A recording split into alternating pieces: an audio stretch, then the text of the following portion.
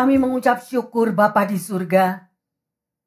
Hanya karena kasih karunia-Mu, kami boleh berada di dalam rumah-Mu.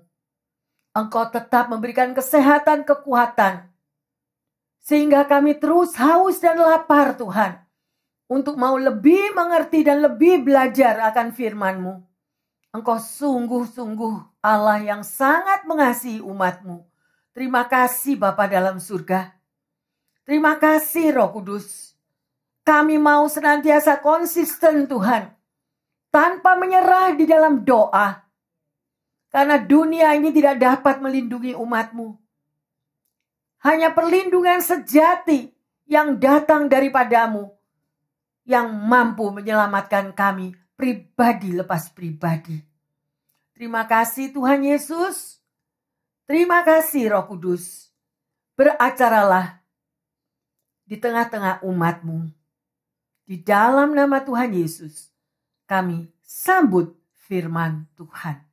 Yang percaya dan siap menerima berkat yang baru dari Tuhan Yesus mengatakan, amin, amin, amin. Shalom yang terkasih, juga pendengar yang setia dimanapun Anda berada. Hari ini kita boleh bertemu kembali, boleh belajar lagi apa yang Tuhan mau katakan melalui firman-Nya.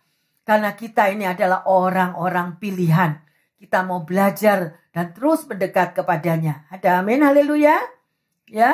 Dan pada tema pada siang hari ini adalah konsisten tanpa menyerah di dalam doa. Apa artinya yang terkasih? Ya. Karena doa kita itu akan mengerjakan sesuatu di dalam hidup Anda dan saya. Berdoa itu berarti kita itu bekerja sama dengan roh yang Tuhan berikan. Karena Tuhan Yesus adalah roh, Anda juga ada roh Tuhan di dalam diri kita, maka kita boleh bersekutu bersama-sama dan kita boleh mengalami persatuan di dalam Tuhan. Ya, luar biasa. Dan setiap daripada kita tahu bahwa di dalam diri kita pribadi lepas pribadi kita memiliki Roh Kudus. Ya. Dan jangan lupa bahwa dari setiap kita memiliki nafas hidup, yaitu melalui doa yang terkasih. Ya, doa adalah nafas hidup dari orang percaya dan senjata rohani yang ampuh, mampu mengalahkan kuasa iblis dan membawa kemenangan demi kemenangan di dalam kehidupan kita semua. Ada amin yang terkasih? Ya, kalau kita pelajari di dalam Alkitab, kita tahu bagaimana Rasul Paulus juga dia belajar dan dia juga katakan di dalam Alkitab mengenai doa dan perlengkapan senjata rohani. Ya, ayo kita belajar bersama-sama, ya. Dan dia Rasul Paulus katakan di dalam Efesus 6 ayat yang ke-18. Dalam segala doa dan permohonan, berdoalah setiap waktu di dalam roh dan berjaga-jagalah di dalam doamu itu dengan permohonan yang tidak putus-putusnya untuk segala orang kudus. Mari yang terkasih, kalau Anda sebagai anak Tuhan, Anda pasti rajin dan selalu haus dan lapar mau belajar apa isi daripada firman Tuhan. Ya, Rasul Paulus sedemikian rupa yang dulu dia adalah pembunuh daripada murid-murid Yesus. Tetapi apa yang dia lakukan selanjutnya, dia semakin memiliki hubungan pribadi setelah dia dijamah oleh Tuhan Yesus. Ya, dan dia juga katakan bahwa setiap anak Tuhan harus mengalami ya peperangan yang setiap hari dan sudah diperlengkapi dengan perlengkapan senjata Allah. Ya, oleh karena itu yang terkasih, pertahanan yang terkuat bagi kehidupan seorang anak Tuhan adalah konsisten tanpa menyerah di dalam doa. Saya berharap pendengar yang setia dimanapun Anda berada juga memiliki konsisten. Artinya selalu disiplin di dalam doa kepada Tuhan ya. Karena doa adalah senjata untuk kita melakukan sebuah peperangan. Dan biasanya setiap hari kita tuh menghadapi peperangan. Ya, karena ada serangan-serangan. Ya, sedemikian rupa. Doa yang sungguh-sungguh dan dengan yakin ya, itu akan memiliki satu kekuatan yang besar di hadapan Tuhan. Ya. Ada beberapa poin yang terkasih kita akan pelajari di dalam doa. Yang pertama, doa sebagai nafas hidup orang percaya. Ya. Doa adalah cara kita berkomunikasi dengan Allah, tempat kita mencurahkan hati kita kepada Tuhan. Ya. Yang kedua, doa sebagai senjata rohani. Ya, sedemikian rupa. Jadi doa adalah sebuah alat yang ampuh untuk melawan kuasa kegelapan dan menaklukkan musuh-musuh kita. Yang ketiga, doa yang yakin dan sungguh-sungguh, ya, diucapkan dengan iman yang kuat, sepenuh hati akan mendatangkan hasil yang luar biasa. Ya. Yang keempat, doa yang berdasarkan firman Tuhan. Jadi, doa kita itu harus selaras dengan firman Tuhan yang terkasih. Jangan berlawanan dengan apa yang firman Tuhan ajarkan. Ya, firman Tuhan terisi dengan janji-janji Allah yang luar biasa untuk saudara dan saya. Contoh doa, ya, mari kita lihat. Doa Bapa kami, ini yang pertama, adalah doa pedoman yang diajarkan Yesus Kristus kepada murid-muridnya. Ya. Kemudian, doa dalam segala hal. Kita harus terus berdoa dan bersyukur di dalam segala hal. Karena itu ya yang dikehendaki oleh Allah. Yang ketiga, doa yang menyelamatkan. Ya, sedemikian rupa. Diucapkan dengan iman dan pengucapan syukur. Menyelamatkan saudara dan saya dari segala bahaya. Ya, dan membawa kita kepada kemenangan. Ya, sedemikian rupa. Yang keempat, doa untuk kebenaran dan keadilan. Jadi kalau Anda berdoa juga mencakup kita mendoakan orang lain ya. Jangan lupa itu. Dan yang kelima, doa yang mengubah. Ya, jadi doa bisa mengubahkan kehidupan kita. Doa yang sungguh-sungguh dapat mengubah kita, membawa kita lebih dekat kepada Tuhan Yesus. Amin. Ya, mari yang terkasih dan pendengar yang setia, kita lihat di dalam Yosua 24 ayat 14 sampai 17. Oleh sebab itu, takutlah akan Tuhan dan beribadahlah kepadanya dengan tulus ikhlas dan setia. Jauhkanlah Allah yang kepadanya nenek moyangmu telah beribadah di seberang sungai Efrat dan di Mesir. Beribadahlah kepada Tuhan. Tetapi jika kamu anggap tidak baik untuk beribadah kepada Tuhan, pilihlah pada hari ini kepada siapa kamu akan beribadah. Allah yang kepadanya nenek moyangmu beribadah di seberang sungai Efrat, atau Allah orang Amori yang negerinya kamu diami ini. Tetapi aku dan seisi rumahku, kami akan beribadah kepada Tuhan. Lalu bangsa itu menjawab, jauhlah daripada kami meninggalkan Tuhan untuk beribadah kepada Allah lain. Sebab Tuhan Allah kita, Dialah yang telah menuntun kita dan nenek moyang kita dari tanah Mesir, dari rumah perbudakan, dan yang telah melakukan tanda-tanda mujizat yang besar di depan mata kita sendiri, dan yang telah melindungi kita sepanjang jalan yang kita tempuh, dan di antara semua bangsa yang kita lalui. Haleluya yang terkasih ya. Kalau kita membaca dari Yosua 24, 14-17, kita meteraikan yang terkasih. Bila perlu ditandai di dalam Alkitab Anda. Ya, sedemikian rupa bahwa saudara dan saya sudah menjadi anak Tuhan. Berarti kita sudah dibebaskan dari kehidupan perbudakan masa lalu. Masa lalu yang gelap, masa lalu yang belum kenal akan keselamatan. Tetapi setelah kita mengakui bahwa ada Yesus yang memanggil Anda dan saya, kita dilepaskan dari kerajaan kegelapan menuju kepada kerajaan terang. Dan bahkan sudah disediakan tempat yang luar biasa di surga. Ya, yang terkasih. Jadi, jangan lepaskan sebelum Anda pergi berangkat kerja tanpa doa.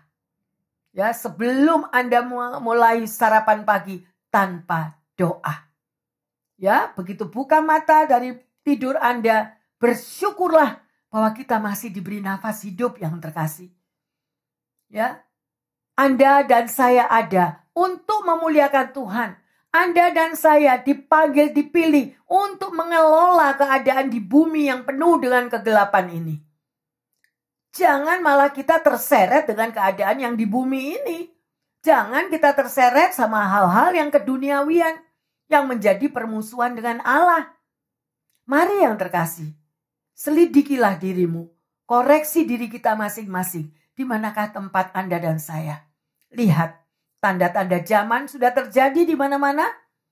Ya, dan bagi kita yang mawas diri, kita akan peka untuk kita mau semakin dekat hidup melekat melalui doa datang kepada Tuhan. Ya, karena tidak ada perlindungan di bawah kolong langit ini selain hanya Tuhan Yesus yang melindungi Anda dan saya. Ya, sekali lagi, doa saudara dan saya adalah senjata untuk menang di dalam menghadapi siasat iblis. Ya, ingat bahwa iblis itu kadang datang menyamar sebagai malaikat terang. Kita nggak tahu. Ya, temptation, pencobaan itu datangnya melalui sesuatu yang sweet, sesuatu yang menarik, sesuatu yang manis. Tetapi kita tidak tahu. Firman Tuhan yang mengatakan, Tuhan sudah memberikan kehendak bebas kepada Anda dan saya. Pilihlah nak jalanmu. Mau jalan yang lebar, apa jalan yang sempit? Mau pintu yang lebar, apa pintu yang sempit? Semuanya ada. Pendengar yang setia dan jemaat yang dikasihi Tuhan. Firman Tuhan mengatakan, berbuatlah baik kepada semua orang. Usahakanlah setiap hari engkau dan saya berbuat baik kepada semua orang. Kalau kita nggak bisa kepada semua orang, it's okay. Maybe separuh apa yang kita bisa lakukan. Nggak bisa sama semua. Kalau semua itu banyak, Bu Pendeta. Oke.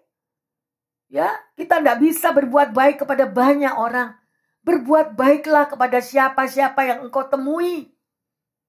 Ya, terlebih kepada orang-orang yang engkau tahu hidup benar di hadapan Tuhan sebagai pembimbing, sebagai pelaku untuk menuntun hidupmu dan hidupku di dalam jalan Tuhan. Tetapi kalau tidak bisa berbuat baik untuk yang sedemikian, minimal berbuat baiklah kepada satu orang. Karena Tuhan yang suruh, berbuat baiklah kepada sesamamu. Kalau nggak bisa kayak gitu, ya udah, berbuat baik minimal satu orang aja. Bisa nggak? Ada yang jawab, nggak bisa Bu Pendeta. Di mana-mana saya selalu disakitin. Nggak bisa saya berbuat baik. Jadi kalau saya disakiti, ya tak bales. Saya nyakiti sendiri. Kembalilah membaca firman Tuhan. Adakah kita mengampuni? Kalau kita tidak mau mengampuni, Tuhan juga tidak mengampuni kita. Nah, kalau untuk berbuat baik kepada satu orang aja kita nggak bisa, minimal janganlah engkau menyakiti orang. Udah deh, itu paling gampang. Ya, pendengar dimanapun Anda berada, kalau kita nggak bisa berbuat baik hanya untuk satu orang aja kita nggak bisa. Minimal kitanya ini jangan menjadi orang yang menyakiti orang lain. Berbuatlah untuk dirimu sendiri satu kebaikan. Apa yang kau tabur, kau akan tuai. Ya, kalau berbuat baik untuk satu orang aja tidak mampu, ya peliharalah dirimu, jagalah dirimu, untuk engkau tidak menjadi orang yang jahat, atau lupa ingatan, atau lupa daratan. Ya, yang terkasih sedemikian rupa. Ayo kita pelajari terus. Bagaimana Tuhan itu sudah menuntun hidup Anda dan hidup saya. Ya, dibesarkan dengan kasih sayang Tuhan, dituntun di dalam jalan kebenaran yang terkasih. Ya, supaya apa? Supaya Anda dan saya bisa melawan godaan, bisa melawan temptation. Ya, melepaskan pengampunan kepada sesama kita. Ya, sedemikian rupa. Pada tahun 53 sebelum Masehi, terjadi pertempuran besar antara Kaisar Partia dan Republik Romawi. dan dikenal sebagai pertempuran Karai. Ini adalah pertempuran yang paling tidak seimbang sekaligus menghancurkan dalam sejarah kekalahan Romawi. Setelah pertempuran di Cannae, sekitar 20.000 tentara Kaisar Romawi itu tewas, 10.000 orang tertawan, dan hanya segelintir saja yang berhasil melarikan diri. Faktor kekalahan Romawi adalah strategi taktik yang buruk. Ya, pasukan Romawi tidak mengenal battleground mereka. Jadi dia tidak tahu situasinya. Yaitu medan pertempuran yang terbuka di bawah panas menyengat gurun. Daripada Mesopotamia waktu itu, ya, di sana mereka berperang. Mereka belum pernah berhadapan dengan kekuatan militer Partia dalam pasukan Kafatrat, ya, dalam jumlah yang besar. Nah, sadarkah saudara dan saya, ada pertempuran yang lebih berbahaya. Ada pertempuran yang lebih berbahaya dan berdampak kekal daripada pertempuran di Cannae, yaitu pertempuran spiritual yang kita hadapi setiap hari di dunia. Yang terkasih, setiap hari loh, Anda dan saya ini bertempur. Nggak kelihatan loh. Ya, karena itu pertempuran di dalam roh. Ya, kalau kita tidak peka dan kita tidak melekat kepada Tuhan, bahkan si jahat itu yang saudara dan saya tidak bisa lihat, dia ada di sekelilingmu, engkau pun nggak sadar. Nah, disitulah anak-anak Tuhan itu terjebak dan akhirnya masuk di dalam perangkap si jahat. Ya, karena apa yang terkasih? Karena kita tidak mengenal battleground. Ya, battleground, area pertempuran di mana kita tadi dikatakan apa? Berawas-awaslah. Jadi hati-hati yang terkasih. Dunia ini sudah nggak tahu gonjang-ganjing di mana-mana terjadi pertempuran, ya. Oleh karena itu kuatkanlah dirimu dan bersatulah senantiasa dengan roh Tuhan agar saudara dan saya diselamatkan. Ada amin? Ya. Mari kita melihat supaya mata kita itu bisa dibukakan sedemikian rupa, ya.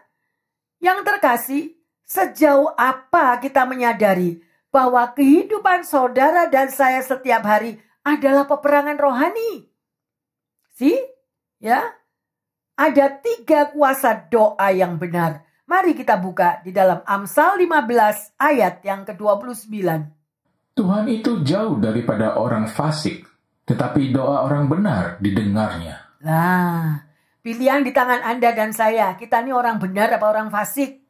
Kalau saudara mau tahu orang fasik itu gimana? Buka firman Tuhan. Belajar, dilihat siapa orang fasik itu.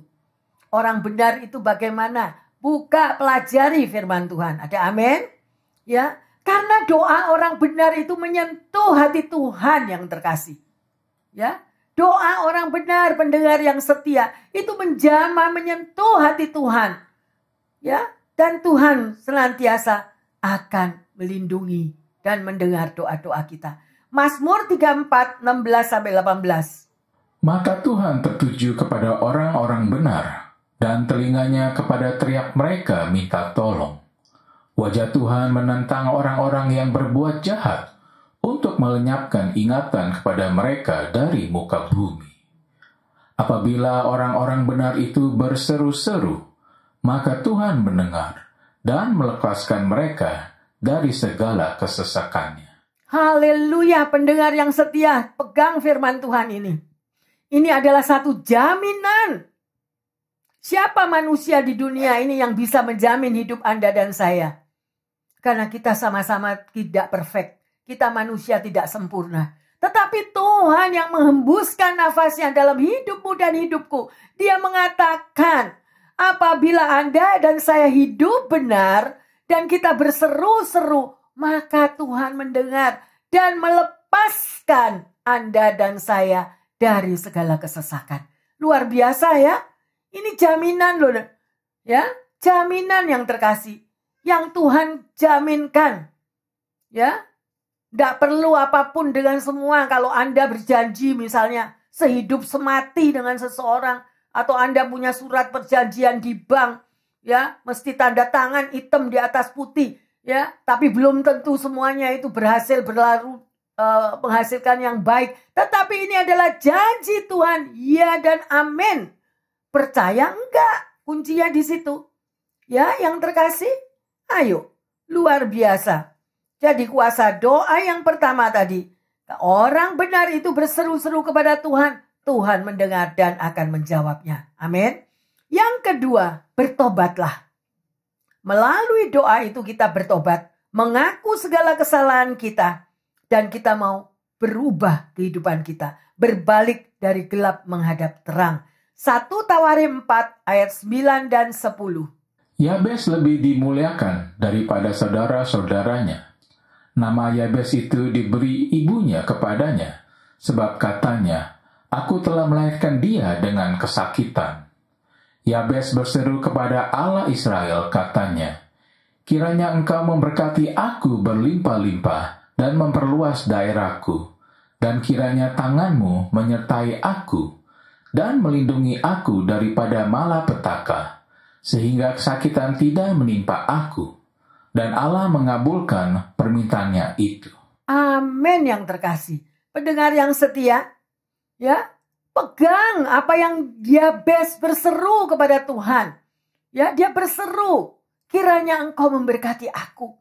Dan biarlah doa Yabes ini juga menjadi doa daripada pendengar yang setia dan juga jemaat yang ada di sini. Ya, sehingga kesakitan tidak menimpa kita. Ya, dan Allah mengabulkan doa saudara dan saya. Bukankah luar biasa yang terkasih? Ya, luar biasa. Sekali lagi, saat keadaan saudara dan saya sepertinya tidak bisa kita handle, tidak bisa menyelesaikan dengan kekuatan kita sendiri, tidak tahan lagi dengan segala tekanan hidup, percayalah, berdoalah kepada Tuhan. Kalau Yabes bisa dijawab, pasti Tuhan juga menjawab doa saudara dan saya. Amin. Yang ketiga, doa itu membawa perubahan dan kekuatan. Yakobus 5 ayat 15 dan 16. Dan doa yang lahir dari iman akan menyelamatkan orang sakit itu, dan Tuhan akan membangunkan dia. Dan jika ia telah berbuat dosa, maka dosanya itu akan diampuni. Karena itu hendaklah kamu saling mengaku dosamu dan saling mendoakan, supaya kamu sembuh. Doa orang yang benar, bila dengan yakin didoakan, sangat besar kuasanya. Amin. Ya, di sini ini dikatakan tadi, doa membawa perubahan dan kekuatan. Contohnya siapa yang terkasih di Alkitab? Raja Hizkia. Kita bisa baca, saudara buka sendiri di kitab Raja-Raja, 2 Raja-Raja ya di situ. Ya, kalau nggak salah ayat ke-20. Pada waktu itu Raja Hizkia sakit, ya, dan mengalami sakit yang berat sekali, dan dia menangis, dan dia minta ampun kepada Tuhan, ya, dan Tuhan mendengar doa daripada Raja Hizkia ini, ya, sungguh luar biasa yang terkasih, ya, kasih Bapa itu senantiasa tidak pernah meninggalkan kita, dan kita tahu, ayo kita baca. 2 Raja-Raja 20 ayat yang ketiga. Ah Tuhan, ingatlah kiranya bahwa aku telah hidup di hadapan-Mu dengan setia dan dengan tulus hati, dan bahwa aku telah melakukan apa yang baik di mata-Mu. Kemudian menangislah Hizkia dengan sangat. Tetapi Yesaya belum lagi keluar dari pelantaran tengah. Tiba-tiba datanglah firman Tuhan kepadanya. Baliklah dan katalah kepada Hizkia, raja umatku, beginilah firman Tuhan, Allah Daud, bapa leluhurmu. Telah ku dengar doamu, dan telah ku lihat air matamu. Sesungguhnya aku akan menyembuhkan engkau. Pada hari yang ketiga, engkau akan pergi ke rumah Tuhan. Haleluya. Jadi Raja Hizkia menjadi apa? Sehat kembali berapa tahun? 15 tahun yang terkasih. Ya, dia kembali menjadi sehat sedemikian rupa. Tapi sayangnya, ya, di sini kalau Anda membaca lebih lanjut lagi, dia akhirnya punya anak, ya, yaitu Manasye. Manasye ini menjadi raja pengganti dia. Pada umur berapa? Pada umur 12 tahun. Berarti pada waktu Hizkia itu sehat, disehatkan kembali, dipulihkan sama Tuhan, diperpanjang umurnya 15 tahun. Ini si kecil Manasye ini lahir 12 tahun. Ya, tetapi kehidupan Manasye berlawanan dengan Hizkia. Dia menjadi seorang raja yang keji. Dia menjadi seorang raja yang jahat. Padahal bapaknya minta supaya dia dikasih umur panjang, supaya dia bisa membuat sesuatu yang berbuah-buah bagi kerajaannya. Muncullah si kecil Manasye. Umur 12 tahun diangkat jadi raja. Nggak tahu kelakuannya bukan seperti bapaknya, tetapi bahkan dia menjadi orang yang jahat. Ini loh yang terkasih. Kalau orang hanya diangkat sekedar diangkat tanpa ada roh Tuhan di dalam dirinya, sekalipun bapaknya pengikut Tuhan luar biasa, mengalami mujizat perpanjangan, tapi Manasye seorang raja yang keji. Ya, oleh karena itu saudara baca lagi, ya. Baca lagi di dalam firman Tuhan, kita belajar ya sedemikian rupa. Mari kita lihat di dalam Mazmur 102 ayat 2. Tuhan, dengarkanlah doaku, dan biarlah teriakku minta tolong sampai kepadamu. Haleluya. Ya, Tuhan dengar doaku, biar teriakku minta tolong sampai kepadamu. Jadi Tuhan itu dengar yang terkasih. Kalau Anda berdoa, Anda maybe, Tuhan gak dengar, atau Tuhan karena sudah stres, sudah tekanan bertubi-tubi, lupa kalau pada waktu kita berdoa itu Tuhan dengar. Ya, berapa banyak dari kita pendengar yang setia maupun jemaat, kalau kita dalam tekanan lupa kalau ada Tuhan. Benar atau benar? Ya, jadi ngomong sama dirinya sendiri, enggak tahu, udah marah-marah lagi, enggak ngerti. Lupa ada mata Tuhan dan telinga Tuhan yang mendengar doa kita. Ya, sedemikian rupa. Ya, jadi kita bisa melihat ini satu kesaksian yang luar biasa. Ya, kalau ayat ini mengatakan, Tuhan dengar doaku, biarlah teriakku minta tolong sampai kepadamu. Ya, ada seorang pria muda memiliki masa lalu yang gelap. Dia adalah seorang penipu, dia adalah seorang yang hidupnya tidak karuan, berantakan dan meninggalkan orang tuanya tanpa memberitahu. Puluhan tahun dia meninggalkan orang tuanya. Tetapi pada satu hari Tuhan Yesus menjamah dia. Dia mendengar satu kesaksian, ya, di satu firman Tuhan. Akhirnya anak ini bertobat. Dan pada waktu dia bertobat setelah puluhan tahun meninggalkan keluarganya, dia mencoba mengontak ibunya. Dan dia mengatakan, Ibu, sekarang hidupku sudah dirubah. Aku sudah ketemu dengan Tuhan Yesus. Kapan, Nak? Ibunya dengan penuh sukacita dia tanya, kapan? Pada hari bulan yang lalu, tanggal sekian, jam sekian. Kemudian ibunya mengatakan, ketahuilah hai anakku, pada waktu itu adalah saat yang paling parah bagi diri papamu. Yang lagi menghadapi sakral maut, dia berguling-guling kesakitan dan berteriak dalam doanya, memohon kepada Tuhan agar engkau diselamatkan, agar engkau bertobat dari seluruh kehidupanmu yang gelap.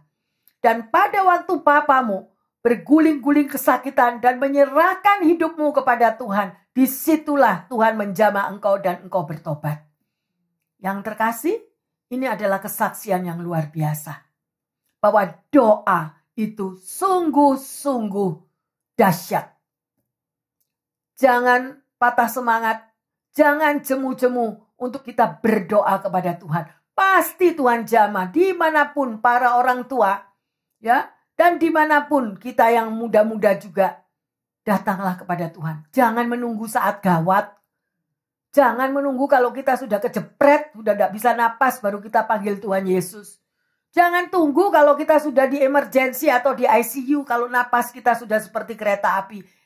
Yang terkasih, datanglah sebelum hal-hal itu terjadi. Ada amin?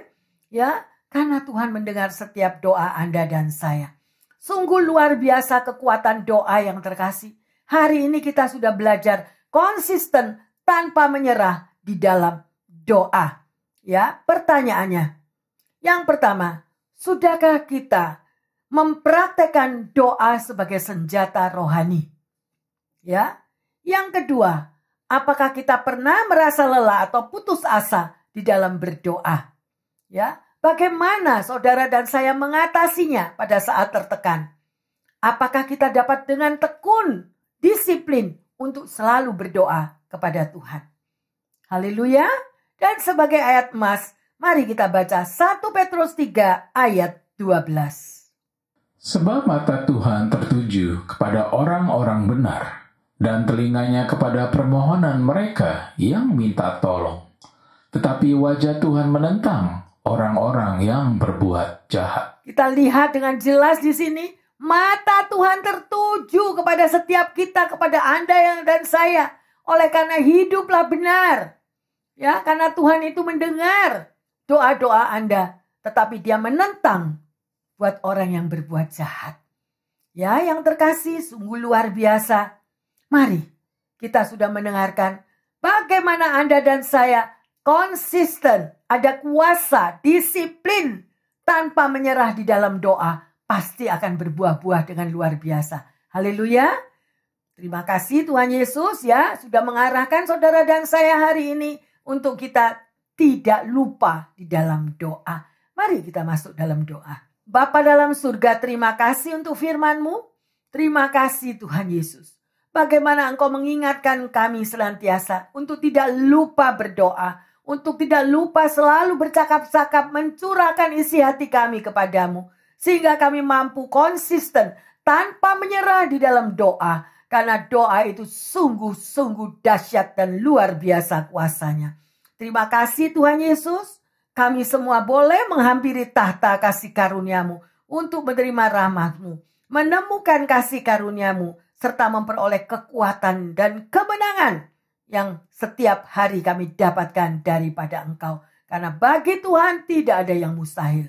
Dan secara khusus hamba berdoa, dimanapun pendengar yang setia, apa saja yang kami lakukan Tuhan setiap hari, kami mohon Tuhan, anak-anak-Mu yang saat ini lagi mengalami kekurangan kesehatan. Mungkin ada yang di rumah sakit. Mungkin ada yang mengalami bermacam-macam apapun yang mereka derita di dalam tubuhnya. Kami percaya Engkau pendengar setiap jeritan doa anak-anak-Mu.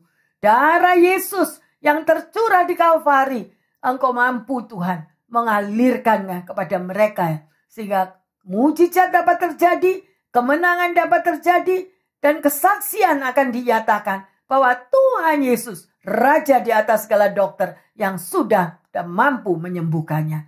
Juga bagi mereka yang mengalami kekurangan finansial, yang tidak memiliki pekerjaan, lagi tekanan yang bertubi-tubi menghadapi keluarga yang mengalami Tuhan.